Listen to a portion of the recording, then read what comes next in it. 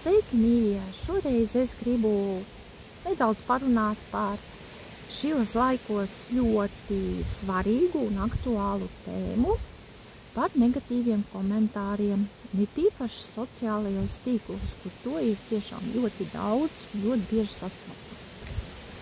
Jo sociālos tīklos tādu veidu komentāri izteikt ir visvieglāk.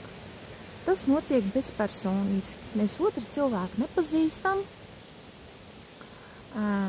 Bieži vien arī mūsu profili nav patiesi, kas parāda mūsu patieso personību, kas mēs esam. Ja? Tad ir vēl jo vieglāk. Un ir ļoti, ļoti viegli kādam kaut ko negatīvu uzrakstīt. Šie komentāri vienmēr ir balstīti uz kaut kādām negatīvām emocijām, kuras ir izraisījušas komentētājā.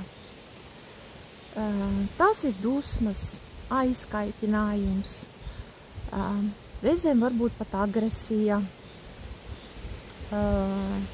kritika tā ir, ja, pamācīšana, ja, piesienās pie kaut kā, ja, un tagad pamāc, zin, tur tā ne tā, un tur tā ne tā. Kur patiesībā un kāpēc šie negatīvie komentāri rodās? Man, paldies Dievam, pieredze ar šādu veidu komentāriem ir diezgan maza, bet ir bijusi. Maz ir bijis Facebookā un kaut kādu laiku bija arī TikTokā. Facebookā es atceros, man piesējās komentēja to, ja, man pareizrakstība, jā, ka es nerakstu literāri pareizi. Cilvēks centās mani pamācīt, jā. Centās parādīt to, ka ir gudrāks par mani, kas zina lietas labāk, ir eksperts. Tad kaut kādu laiku arī TikTokā es mēdzu ievietot angļu valodā komentārus, un bija kaut kāds brīdis, kad bija uzbrukums ar komentāriem. Es nemāku runāt angliski.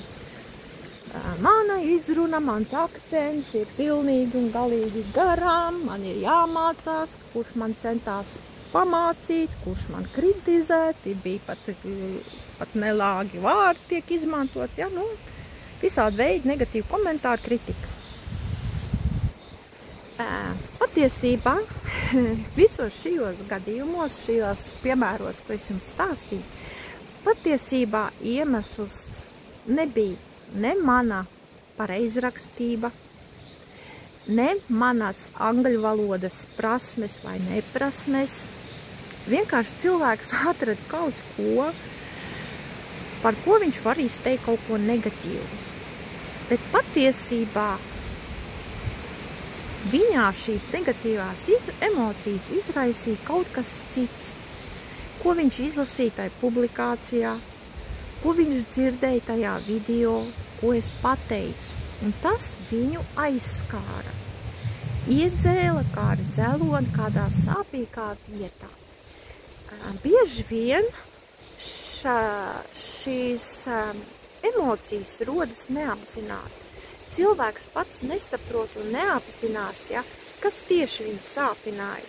Vai tiešām tā bija man pareiza rakstība, vai mans angļu valodas neprasmes, ja, vai patiesībā kaut kas cits, ko viņš sadzirdēja manā teiktajā. Patiesībā tās bija citas lietas, ja, bet viņš to neapzinās un nesaprot. Un šīs negatīvās emocijas, viņā radās niknums, aizkaitināmība, dusmas, jā. Citreiz tā ir skaudība par kaut ko.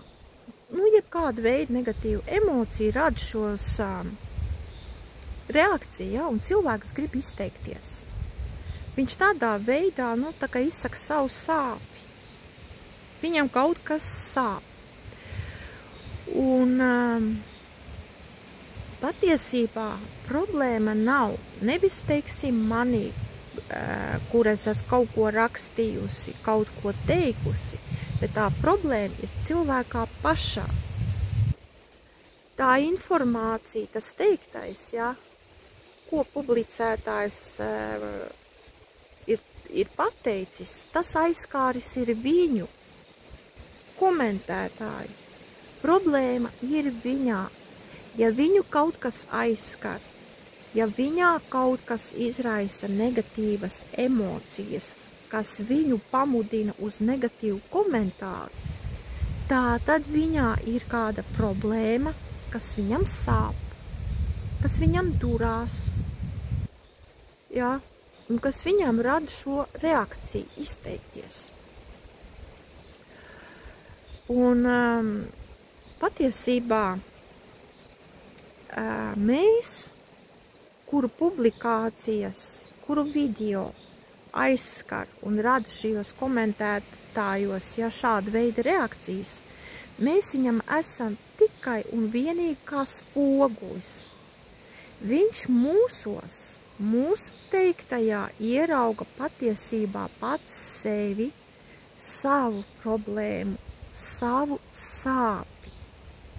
Bet vieglāk, jo ne jau veltīgi ir radies teiciens, ja, cita cilvēka acīs skabārgu ir ieraudzīt daudz vieglāk nekā paša acīs ieraudzīt baļķi.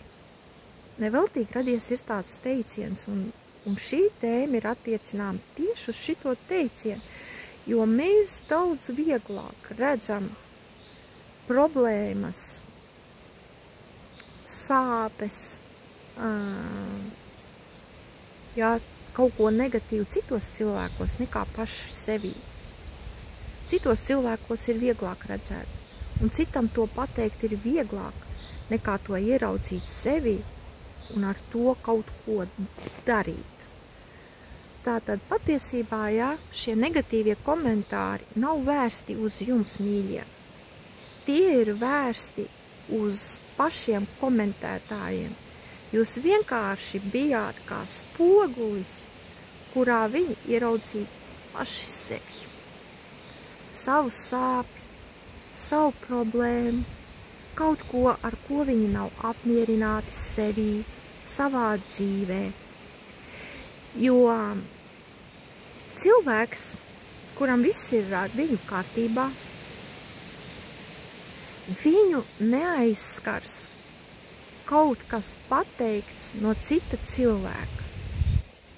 Viņš to uztvers normāli, viņam neradīsies vēlme kaut ko kritizēt, kaut ko negatīvu pateikt, jā, pamācīt, izlikties par gudrāku, zinošāku ekspertu. Jo ar viņu viss ir kārtībā. Un viņi tādas lietas neaizskar. To aizskar cilvēkus, kuriem ir kaut kādas sāpes, kuriem ir kaut kādas problēmas, kuriem ir kaut kāda neapmierinātība ar sevi un savu dzīvi. Tā kā tā, mīļie, negatīvie komentāri patiesībā ir par pašiem komentētājiem, nevis par jums. Tā kā ar jums, mīļie, publicētāji, video ievietotāji, viss ir kārtībā. Kārtībā nav ar tiem, kuriem tas izraisa negatīvas emocijas un izraisa negatīvu reakciju. Viņiem jāpadomā ir par sevi. Kāpēc manī tas izraisīja tādu reakciju? Ar ko es neesmu apmierināts? Kas manī nav tā, kā vajag? Kas man sāp? Kas rada šīs emocijas, šīs sāpes? Kāpēc es gribu iedzelt un pateikt kaut ko negatīvu, sliktu otram cilvēkam? Padomājiet par to, mīļie.